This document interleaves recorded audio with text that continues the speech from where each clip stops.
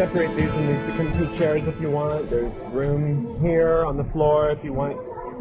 You can move that. Here, give me this thingy and that thingy. All right, everybody got a place to sit? Oh dear.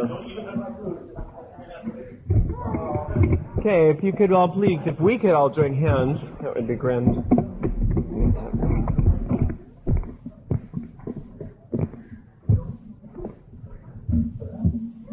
Doesn't matter what your hand positions are. I'm sorry about the cord. Okay, together we close our eyes. If we could uncross our arms and uncross our legs, obviously. And if you want to take everything that's off your lap for now, that would be great. It helps us to ground. All right, together we close our eyes and take 6 very slow, deep, relaxing breaths. With every inhale, I want you to think about light entering your body. And with every exhale, just letting go. And noticing how all the tension naturally drains away from the body.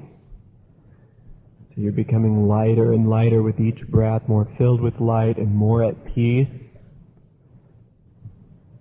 And then notice that the floor beneath you is supported by the earth beneath it.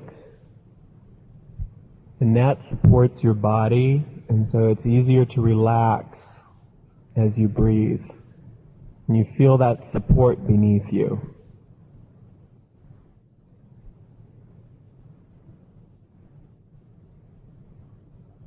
And now we picture ourselves on top of a beautiful mountain in the center of a circular grove of trees.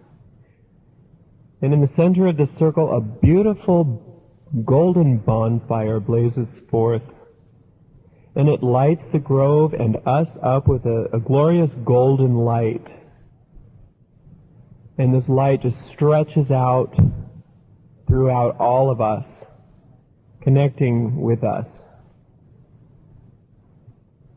And as we let go of all tension and relax into this peace and this golden light, we notice that our power is magnifying this golden light so that it fills up our consciousness, and that's all we can see is this golden light now. We feel that spreading out throughout the entire planet.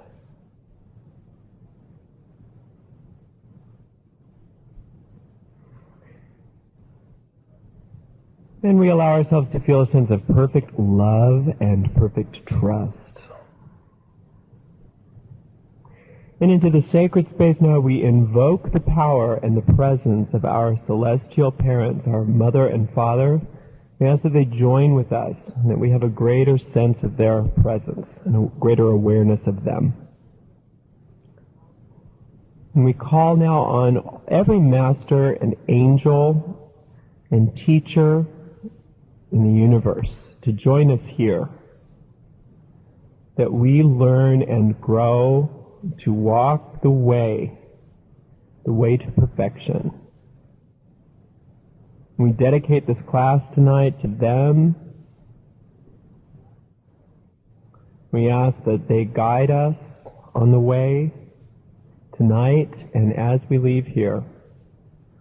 And we're very grateful for each other and for those of us who could not be with us tonight, and those of us whom we love and who are in our hearts everywhere. Thank you very much. Together we say, blessed be. Well, this is a crowd.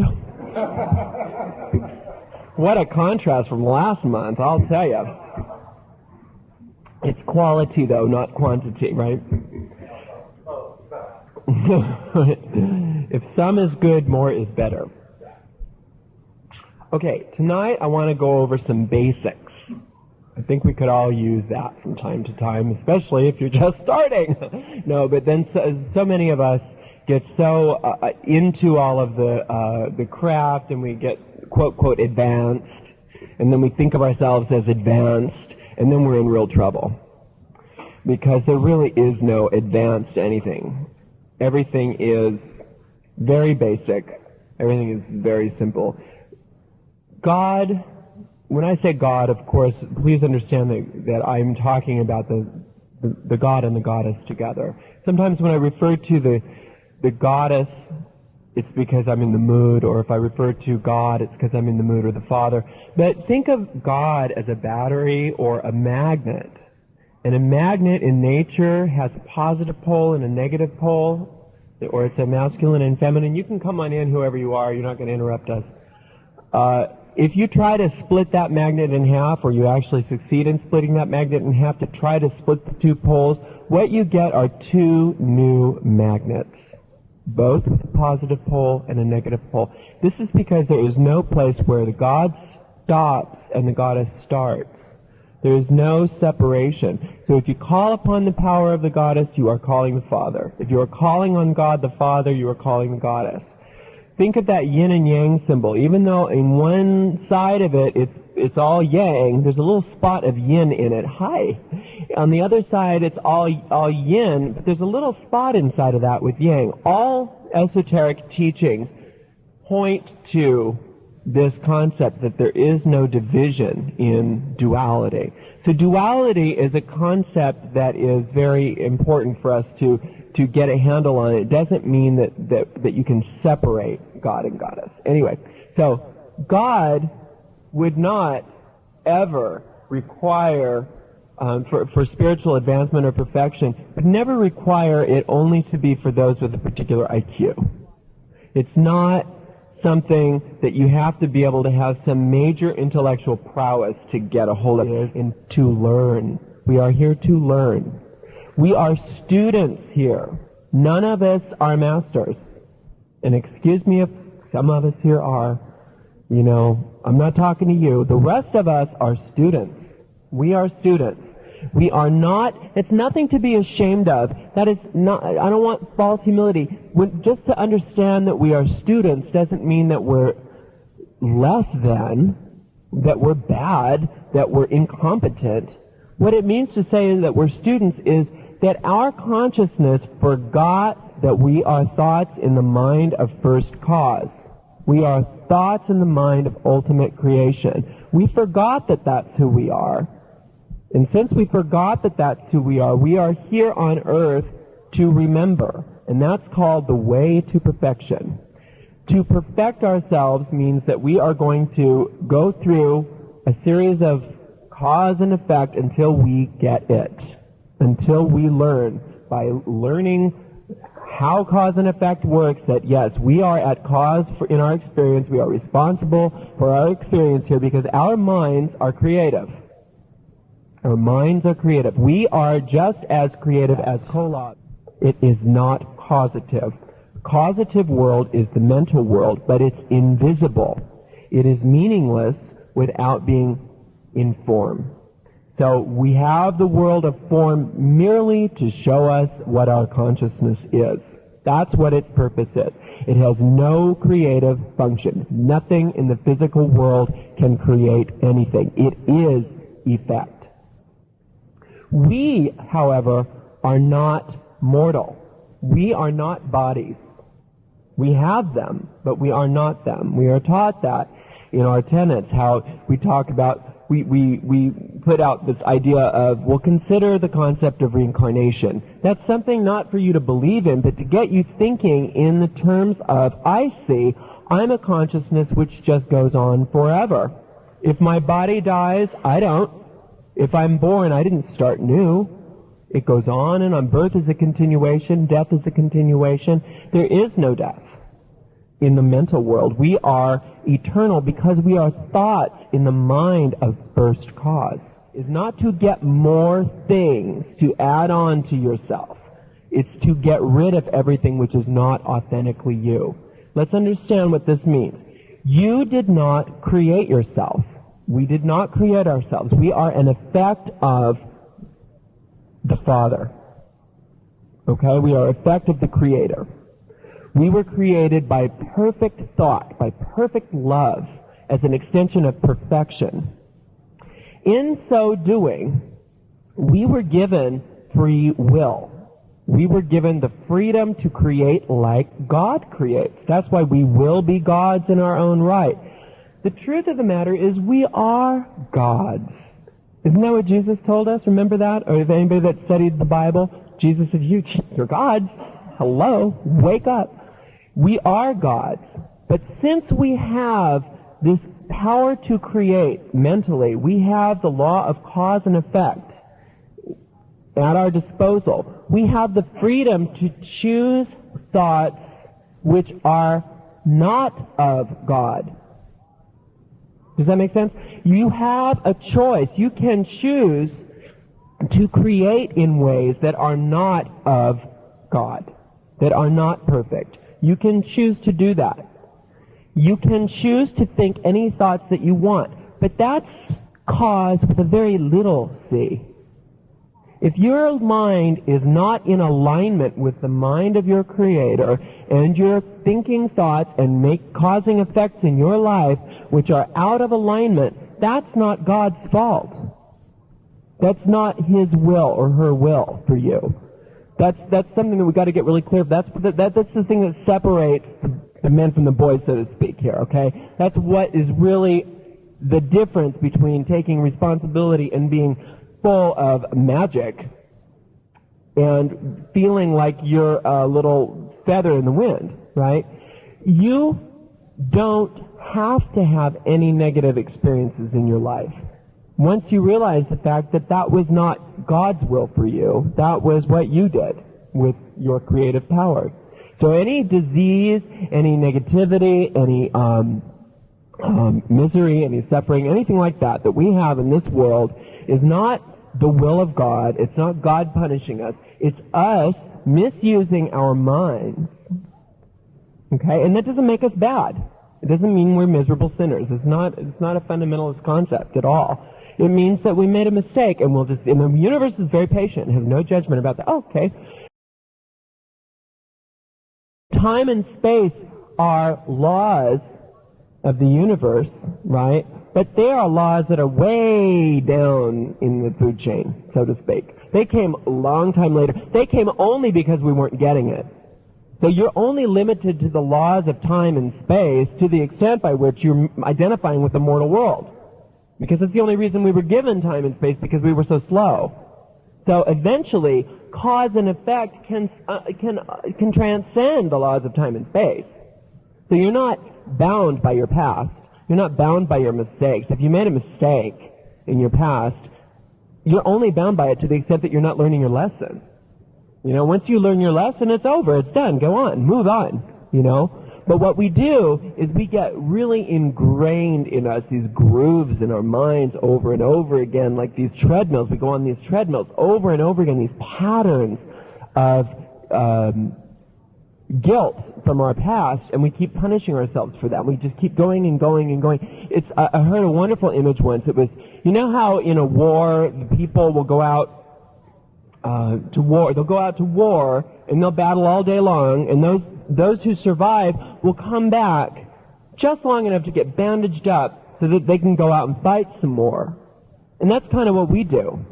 And that's kind of why that's what religion is for the mortal world. It's just enough to kind of get you bandaged up so that you can go out and do the same stuff over and over again, right? Because, you know, here tonight, we're all gathered in this place, and we're all thinking these wonderful thoughts, and because there's so many of us here, these thoughts are magnified. And so, yeah, it's nice to hear these things, right? But there's part of each and every one of our minds that's kind of looking at the clock. When can I get back out into the mortal world to go back out and recreate some misery for myself, right? Because we can't stand having it too good, and that's the problem. That's the problem. Okay. So cause and effect is our main thing. We have two worlds. We have mortal world and we have mental world. We are on the way to perfection. Okay? I've always said that I think that is sort of a misnomer. I've always thought that a better phrase is the way of perfection, because the way to perfection always sounds to me like a carrot. The way of perfection is remembering that the perfection is within us, and we just keep having to do it. It's like peeling an onion. Another layer of falseness away, and another layer of falseness away, and another layer of falseness away. Or we've talked about that image about how Michelangelo, when he was asked, how did you make the Pietà, he said, oh, God gave me this image, and he put it into the marble, and he told me that all I was supposed to do was chip away all the excess marble until his image was there that he gave me. And that's kind of what we're all about. We're not supposed to create perfection for ourselves. We're not supposed to go get perfection. We're supposed to allow ourselves to get rid of everything that is not organic to our structure, everything that God and Goddess didn't create for us. Okay, everybody has, most of us here who have, everybody on the planet has a mental teacher. Some people call it their guardian angel, some people call it their guide, whatever.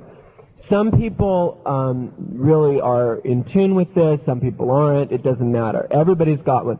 Anytime that you're in a position where you've been, has anybody ever had an experience where there was some sort of intervention in their life where they were almost killed or something like that, and there was one little moment even subconsciously where you said, help, and it happened, right? Well, unless you say help, it can't come in and happen. Because nothing is going to mess with your free will. Nothing is going to mess with your free will. But remember, what did we just say? We are the students. We know nothing. We know nothing. What are we? We're nothing, right? We think we're hot. Ultimately, we're great stuff. But in this world, geez, we've got all this pseudo-personality. It's just like, it's just like if you have this wonderful, beautiful light and you just put all this silly putty all around it, the light didn't go away, but you can't see it. But that's what our personalities are, this silly putty all around this wonderful glowing light, right? And it's blocking it. All of the stuff that we think we are. Now, you know how an actor prepares for a character and they kind of create the character over time, they study the character and they make the character up? Well, that's what we do. Everything you think you are, you made it up. You made it up. It's not real, it's nothing. Okay? The only thing real about you is the love inside of you. The only thing real about you is the light inside of you. The only thing real about you is nothing that you created. It's everything that you are. But the problem is we think, we've been taught by this world that we are this slimy scum at the bottom dregs of the ocean, because we're taught that we're miserable sinners or whatever, the theology, or we've been beaten by our parents or whatever, even back to the fact that the birthing in the last few centuries has been focused on how painful can we make it, So even if the first thing you get when you come into the world is this painful experience of bright lights and pain and screaming, and you somehow on some level you hurt your mother and you've got that guilt to contend with. We need this. And so what happens is we learn that this world, we somehow learn that we're pretty awful. We're awful. But maybe if I can look at the people who don't seem as awful as I am and do what they're doing, I can be better. So I need to go outside of myself. Well, what is that? That is that whole concept of the Garden of Eden. The fact that Eve ate the apple was not the point. The fact that she reached for it in the first place was the problem. The thought that there's, the serpent, hello, you want something that you don't have. It's over on that tree. God doesn't want you to see that because then you'll know things like God knows. And then Eve went, I don't know things like God knows. I better go get it. She fell. It doesn't matter if it was her or him. I always thought it was him who put her up to it. Eve, go get the apple. Go get that apple, honey. Okay, sweetie, anything you say, I love you. But it doesn't matter. The idea that she went out of herself or he went out of himself to get something else, that's the problem. So everything that you think you are is wrong. Get over it. It's the way it is. Everything that we think we are is wrong. It's not us. We made it up. It's BS. This whole world is based on that. This whole world is based on that. Now consider back in the days when the earth was beautiful. Totally, right? What is the earth? It's a body, right? It's the body of whom? Okay, so it's an effect. It's an effect. Wouldn't it make sense that her mind is in there, like our mind is in here. Our bodies are wonderful. Don't get me wrong. Yes, you should love your body. You want to have it working for you so that you can use it. But your body's not who you are. It's just some clothing that you're wearing. It's a vehicle you have rented for a period of time on this earth to learn some lessons. The same thing will be for the earth. The only reason she's here, according to our legends, is because we needed a place to be. Because we couldn't handle the vibrations of the celestial world because we weren't getting it. We kept forgetting who we were. Right? So it's not even the earth's body that we need to be aware of as much as the power behind it. That power behind the earth is a mind. Right? That's the mother. And what is the moon? What do the legends say the moon is? The daughter of, well, what does that make her in relation to us? Our sister. She's our elder sister, right? So that's often, for witches especially, a very easy symbol for us to use, as this elder sister is our mental teacher. A lot of people can relate to the moon as their teacher. The sister energy. It's in our legends. It's not to worship like the mother, because she's not your creator, but she's somebody to be respected in the same way Christians respect Jesus.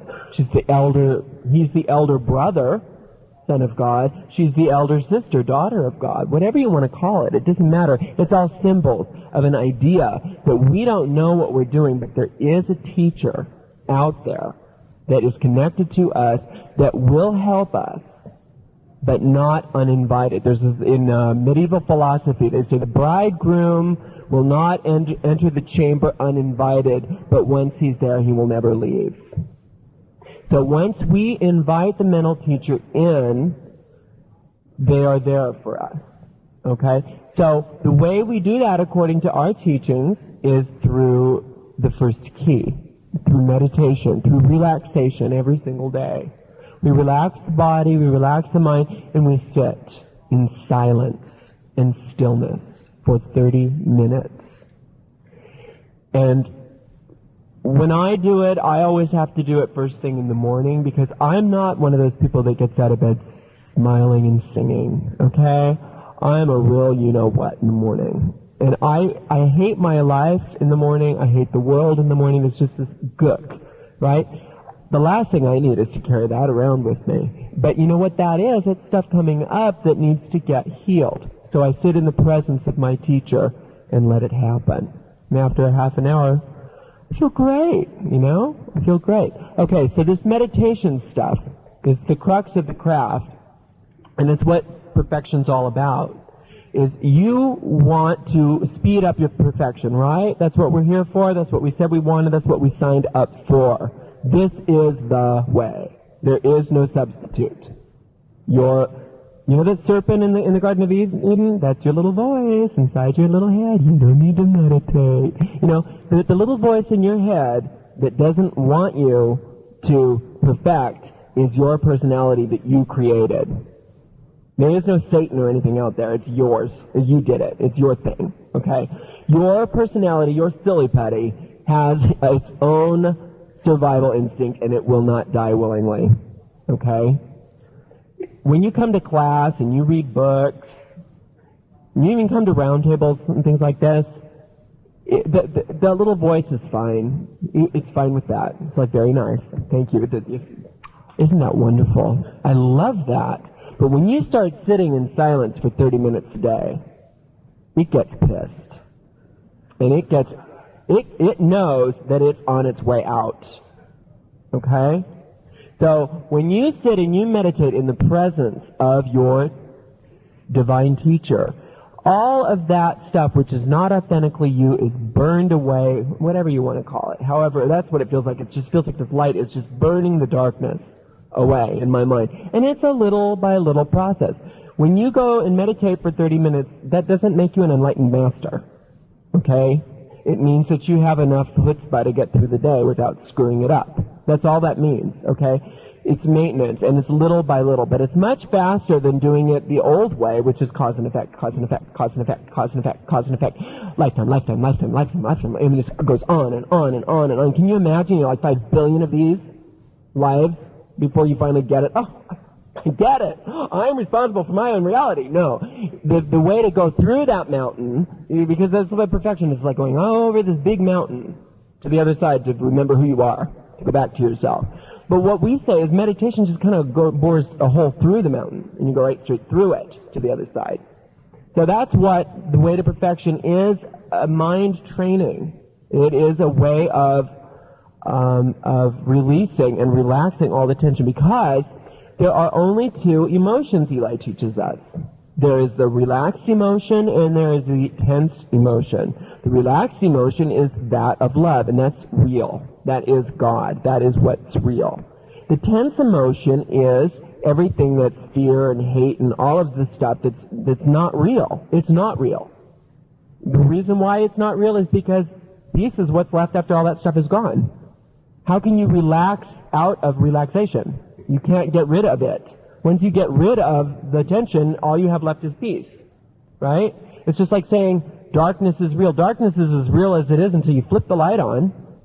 See how darkness cannot fight against light. There is no such thing. It doesn't. It's just, that's the way it is. Darkness is not darkness. There's nothing. It's just the absence of light. Okay? So that's what the tension is a form of darkness. It's the silly putty on top of on top of the real you.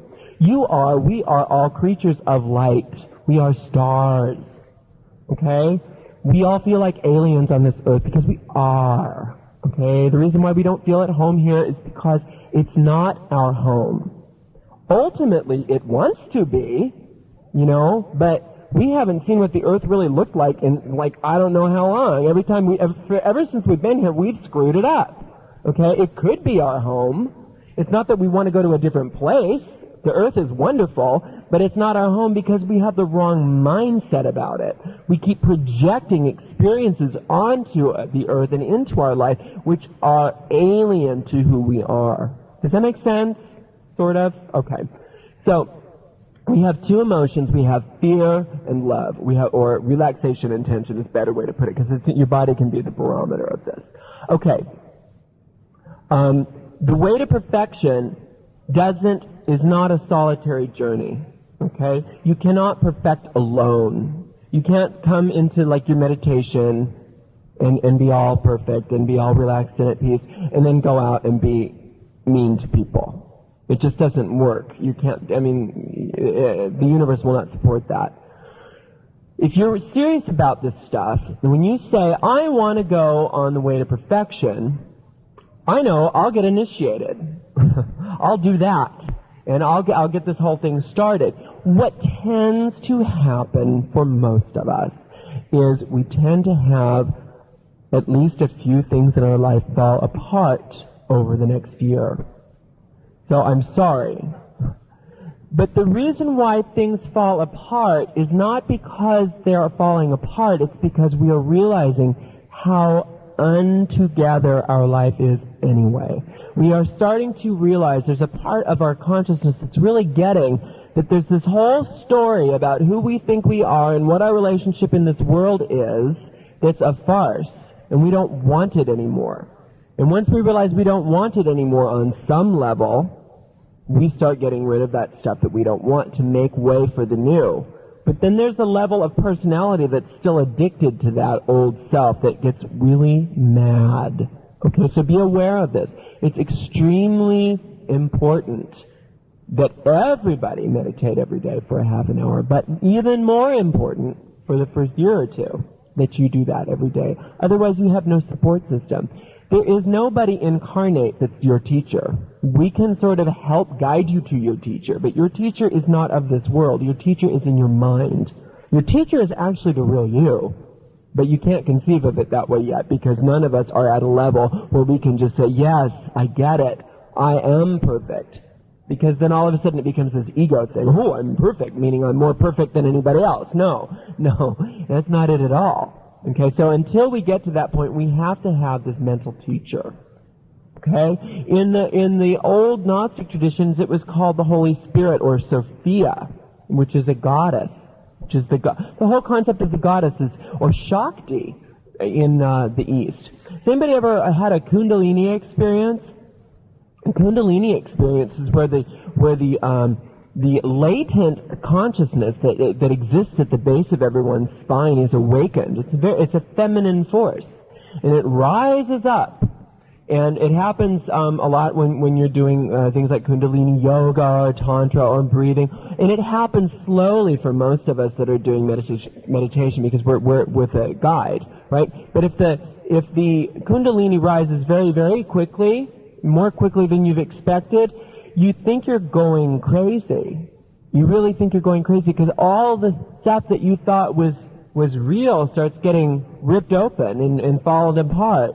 Very much like psychedelic drugs sometimes for people, which I don't recommend. I really don't, because drugs don't care.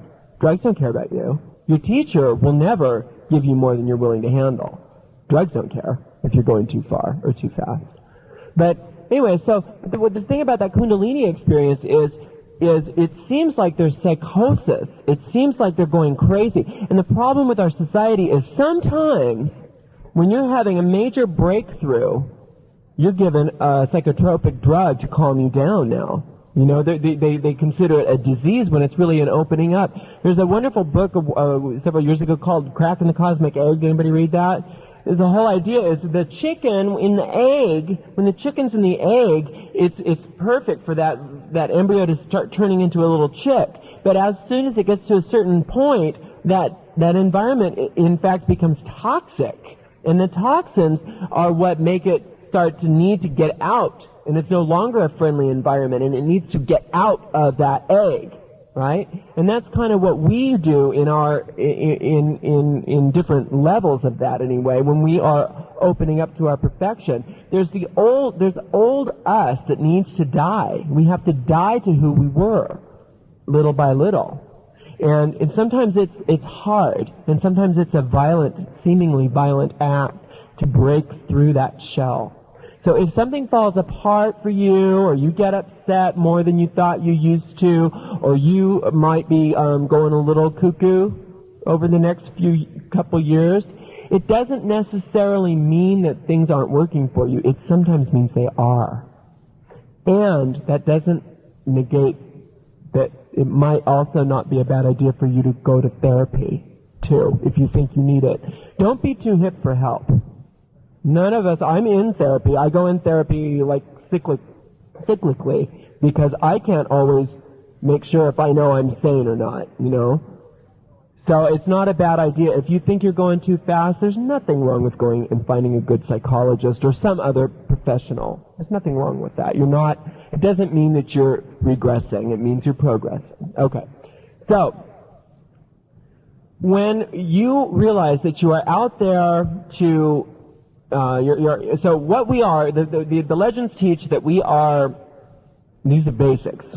The legends teach us that we are in the craft of the way of the magi. The magi were these, or Pan he calls them, right? Pan were these perfected ones of former races who came back to save the world from savagery and to teach them the old craft and the old ways, to lift up the vibrations and to bring back to perfection, right? That's the whole concept of that. Well, there's nothing new under the sun, okay? There's not a newer, I hate this old soul. There's no old soul, there is no new soul, because remember, time and space is like a real latent concept, okay? There is no new and old. Everybody's the same person. We're all the same person. We're all the same light. We're all from the same star. So we're all equally as advanced as everybody else. Nobody's further or less ahead than anybody else. Just some of us have more memory than others. That's all. That's what that means. That some of us are ahead on the cable tow. That means we've been doing it a little bit longer. We know the shtick in this religion a little bit more than you do, and we possibly, hopefully, have a little bit more memory of who we are than some of you. And that's okay, but that doesn't mean that we're more advanced. You're just as advanced as anybody else. But being that is true, the old magi coming back to the earth to save it from savagery, guess who that is? You! That's you. That's our function here. Can we turn off the air or just turn so that it's just the fan because people are freezing? I can see the goosebumps and the shaking. It's your job. It's each of our job to be And I love that. The image that I love is we're like T cells in the body of the goddess. We're little helper cells. We're little white blood cells. And that's what we're here to do. We're here to help. We don't know what that's supposed to look like, but our teacher does. So the first thing we have to learn how to do is realize that we know nothing.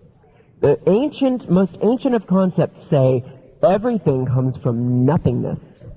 So the more empty we can be in our minds, the Zen mind, empty rice bowl, the more empty we can be, the more we have to give.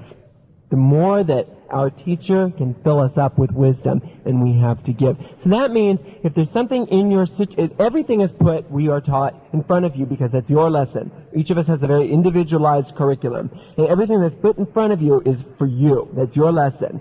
Now, you can, in each situation, do one of two things. You can go by rote, by what you know. And like in AA, they say, your best thinking got you here. And if you continue to do what you used to do, you'll continue to get the results you used to get. Or you can say, oh, wait a minute, I remember, I know nothing. I'm going to empty my mind and ask my teacher, what would you have me do in this situation? And you get to start learning how to have intuition. And then you're guided to the right situations and to the right things. And then you actually become a major force to be reckoned with on this planet because you're here in the name of the goddess. You're not here in your name. This is not the you show anymore. You are here as a divine ambassador. And so when you say blessed be from that point of view, it's a whole different thing. You're not just saying blessed be because it's neat jargon. You're saying blessed be because I am here to do something. I am here with a mission, right? So everyone you meet outside of the craft included, everyone on your path is there for you to bless. You are there, we are here to bless this world. That's our function here. Because we are the Magi. We are here to do that.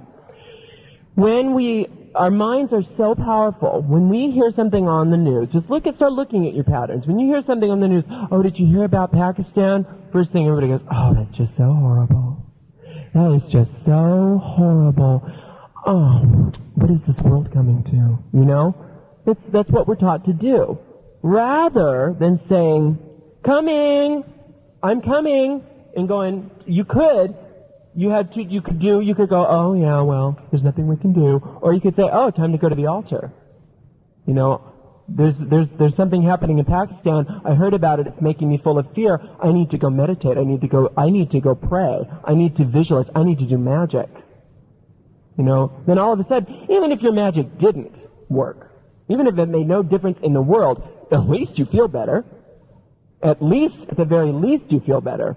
And if you're feeling better, at least you have creative energy going, and at least you can be productive in life. But I guarantee you, it does make a difference. Somebody, anybody, anywhere, anything that's not of love doesn't exist. It's not real, because it wasn't created by anything other than mortal thinking. So you remember that, and you think, I don't remember, I don't know anything, teacher, what do I do in this situation? Teacher, what do I do in this situation? Teacher, and she doesn't care what you call it. You can call it goddess, you can call it ooh la la, it doesn't care. It's not picky. The force of the universe is not picky, right? So, but realizing that you're the child, realizing that you're the student is so empowering, because you just know all I'm here to do is to listen and to relax and to pray and to bring peace. Now, the basic concept is that there is, for good and evil, we define good and evil as good is everything which leads you toward your goal, and evil is anything which detracts you from your goal. If you are having a goal which is anything other than the goal of first cause, you are by definition off the way to perfection. So it speeds up your perfection to say, my goal in any situation is perfect peace. And anything that detracts you from perfect relaxation and peace in any situation is by definition bad, because it's counter to your goal. So do you want to make money? Okay, well, is that money there to contribute to your peace, or is that money there to contribute to your greed? Because greed is not going to give you peace, it's going to make you tense. Money's not bad. You can have as much money as you want. But it's got to be a vessel for peace. If it's going to be used for the... I didn't mean for the fan to go off. I just meant for the air to go off. I'm sorry if I wasn't clear on that. Now it's like disgusting. Everybody's falling asleep, but it's not only because I'm boring them. Anything which leads us toward the goal of peace or perfection, because that is what perfection is, right? You aren't anything other than perfect. We've got to remember that. You are divine. Anything that's tense is something that is hiding your perfection. So anything that brings you into more tension is by definition bad. Not moralistically bad, meaning bad tasting, bad medicine, bad bleh. It's not bad in like, there's no Satan. It's not like you will go to hell. It's, you're in hell because of that thought. You know, you can get out of it by just letting it go. That's all. That's all that is. But there's this crusty, icky, sticky stuff all over our personalities that has come from living in this world and believing in this world and believing what this world teaches us. When I say this world, I'm not talking about the earth and the goddess. She's just being very patient till we get it.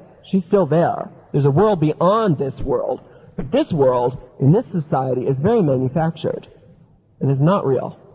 So the way to get out of this is by remembering who we are, remembering why we're here to bring peace, we're here to spread love. You know what Jesus was teaching the gospel? You're supposed to go teach the gospel, Jesus said, and everybody's like into what that means, and it's just like so convoluted and disgusting and fundamentalist that everybody can't stand it. Most people I know can't stand it, and it's very negative. I think it's, if there is evil, it's fundamentalist, but that's okay. It's just my judgment. But what he meant was teach the good news. The good news wasn't I died for you. That's not what that meant. The good news is love. You have a choice here. You could love. It's not hard. You see what I'm saying? None of this is rocket science. In any situation, you could be loving or you could be not loving. It's not difficult. It's just we don't want to.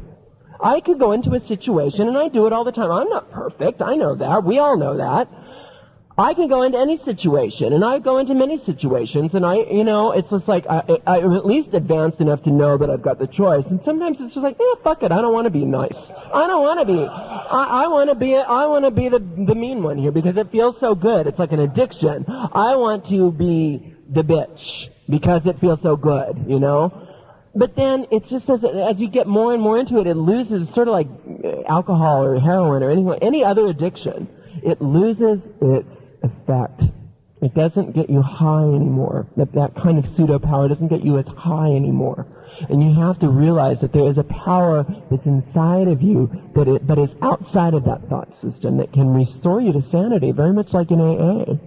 And that's what the goddess is. She is always giving new life, new life, new life. Even in her crone aspect. It's not there because we are going to die now. That's not what her... It's let's make room for new life, new life, new life. It's always about starting again, starting again, starting again. There's nothing in your past that you've done that's going to condemn you to hell. What you have, though, is an opportunity to get off it. To just get off it and stay off it in every moment. There's no past, there's no future, there's only now. But the choices that we make now are either to be loving or to be tense. To be loving or to be tense. That's all. That's it. Simple, huh?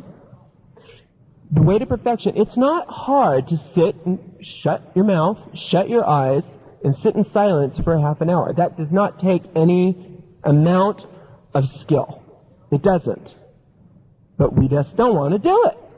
Most of us just don't want to. Why?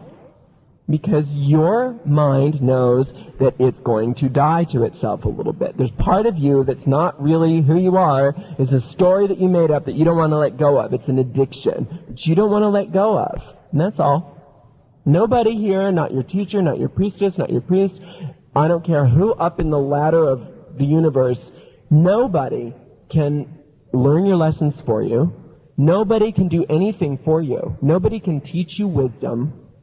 All they can do is point the way and remind you. There's a difference between talking about meditation and meditating. There's a difference between the two. Have you noticed? The real difference between thinking about it. There's a difference between knowing that God is perfect and has perfect love for you and wants you to succeed and be perfect, and actually going to God and saying, make me perfect. What you do when you go to the teacher, it's just like when you go to, when I go to a voice teacher, or when you go to an aerobics instructor, or when you go to a doctor. You know, you go there and you say, tweak me. Show me. I'm doing it wrong. I know this. I know, but I want to get better and better and better. Not doing it wrong meaning I'm bad, meaning I have some old habits that don't serve me. That's all sin is. It's just old habits that you've not gotten rid of yet. It's not anything you'll be punished for. It's the stuff that's punishing you now. So is there anybody in this room who has had a life that was totally filled with joy and happiness and bliss, and you're totally at peace all the time with every single person in the universe? Has anybody had that up till this time in their life? How about, did anybody have that this week? I know you did. Anybody this week? Anybody that's had a totally joyous week that didn't ever have one moment of tension? How about one day? Did anybody have one day where you had never had one tense thought? You did? You had a whole day? Well, good for you. Good for you. That's good. That's good. And that's something to acknowledge ourselves for when we have that. But those of us who realize that we don't do that as a rule know that we still have some work to do. And the work to do is actually having more joy and more fun and more abundance and more of all the good stuff and less of all the stress, right? And having everything perfect here and now, not in some world, not in some spaceship, not in some far-off galaxy, here. That's what celestializing means. That's all it means, is being here, being in the world, but not of the world. Being led by the Master. The Master, or the Mistress, whatever you want to call her, is in your mind. She's in you, but not of you. Not of your personality, the you that you think of. Okay? So I would like for us to just take a moment, and if you're not willing to do this, it's okay, and you don't need to tell me. But those of us who are willing to do it, just say this week, and you can go back to doing anything you want next week. Just for 1 week, I dedicate my life to the service of the God and Goddess, and I will dedicate each and every relationship, moment, every waking second to love. I will wake up to love. I will go to sleep with love. Every time I go to the bathroom, I will remember love. Every time I do anything that I can think of, and anytime I get off love, I will make love my goal, and I will just do that. Is that hopefully, if that's agreeable to you, that you're willing to do that, to put love first for this week, I promise you that you will have something major happen in your spiritual evolution this week, and you will get a little bit more of a glimpse of what we're here to do. Okay? So I'd like to just have a small moment of prayer, and then we'll have announcements, and we'll break. Take our 6 deep breaths, letting go of all of our attention again. Forget everything I just said. We call upon the Mother, the Divine Goddess, that force of consciousness deep within us that is always bringing new life and healing, that power of consciousness that is infinite power to heal and infinite power to correct. And we think of just one thing, whatever surfaces to our mind that is not working for us in our lives. It might be in our body, it might be relationships, it might be money, it might be career, it might be anything at all. Something that is a source of tension for us right now. And we show this wound to this healer, to this medicine woman within. And we know that she has the only power to heal us. And we give it to her. We give it up, and we let it go. And we let go of all investment in it. We no longer need it.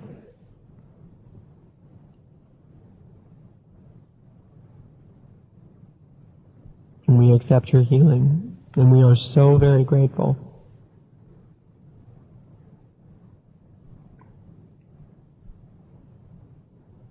Any person right now that, whether it be a person outside of us or ourselves, that we are having a problem with, we are holding some kind of tension against or resentment against, we allow this person to now be given to this divine medicine woman who is within us.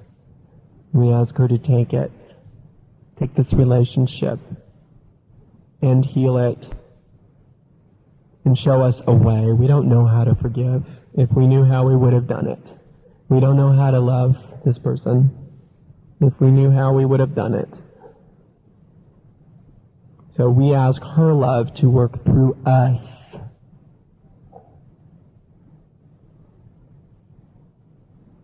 And it's healed. We're so very, very, very grateful, Mother. Thank you so much for all of your support and your energy and your healing. And we ask to remember you at all times this week. Thank you very much. Together we say blessed be. Okay, so now we do announcements and we take a little bit of a break, and then we come back for those of us who come back for the second half, we do a little bit of application to some of these ideas, and we'll do a little bit of magic. I see your hand. We'll do a little bit of magic in the second half on this discussion. Thanks for tuning in. I hope to hear from you soon. Don't forget to email us and visit our website at thedcw.org. Blessed be.